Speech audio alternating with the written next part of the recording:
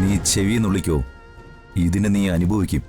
Sir പറഞ്ഞതുപോലെ ഞാൻ ഇവിടെ വെച്ച് കേസ് പിൻവലിക്കാം. പക്ഷെ ഇന്ന് ഈ കോടതിയിൽ വെച്ച് എന്റെ അർച്ചനയും കുഞ്ഞിനെയും എനിക്ക് തിരിച്ചറിയാൻ സാറിന് കഴിയോ? എന്താ ഇവിടെ? വാ മോളെ. മോനെ എന്താ? ഒന്നുമില്ലമ്മേ. രാജേഷ് സാറേ, കോടതിയുടെ പരിഗണനയിലിരിക്കുന്ന കേസായത്. ഇന്ന് സാക്ഷി വിസ്താരം നടക്കാൻ പോവാ. ഇപ്പൊ കേസ് പിൻവലിക്കണമെന്ന് സാറ് പറയുന്നു. കേസ് പിൻവലിക്കാൻ ഞാനും തയ്യാറാ. സച്ചി പറഞ്ഞതുപോലെ അർച്ചനയെ തിരിച്ചു കൊടുക്കാൻ സാറിന് പറ്റുമോ? കോടതി മുറ്റത്ത് വെച്ച് കക്ഷി ഭീഷണിപ്പെടുത്തിയാൽ അതിന്റെ ഭവിഷ്യത്ത് എന്താണെന്ന് സാറിന് അറിയാലോ. ഞാൻ ചോദിച്ചതിന് സാറ് മറുപടി പറഞ്ഞില്ല. എനിക്കിനി ആരുടെ ഒരു മറുപടിയും കേൾക്കണ്ട.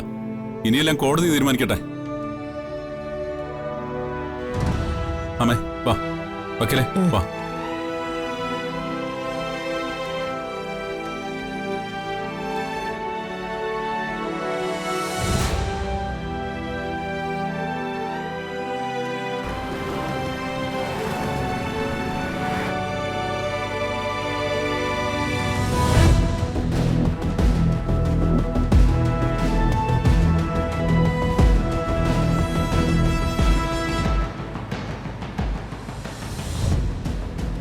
ദൈവമേ, കോടതിയിൽ ഞാൻ എന്ത് പറയും?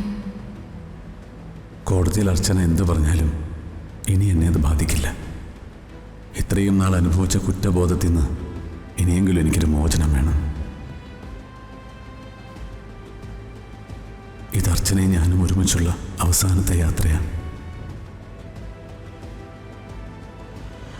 തിരിച്ചു വരുമ്പോൾ ഈ കാറിൽ ഞാൻ മാത്രമേ ഉണ്ടാവൂ.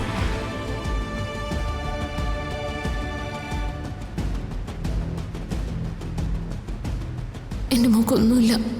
മോളുടെ അമ്മയുണ്ട്. അമ്മ മോളെ വിട്ട് എങ്ങും പോവില്ല കേട്ടോ.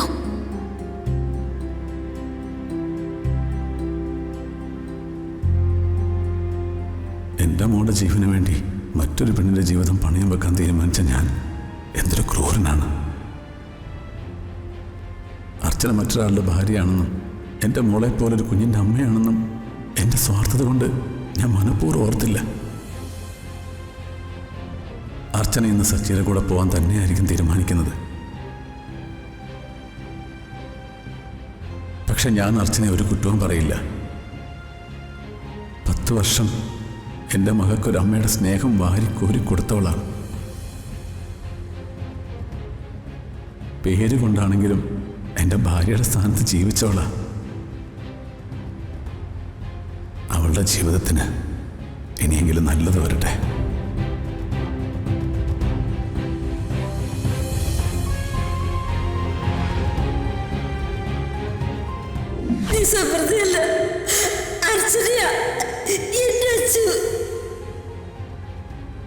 അമ്മേ,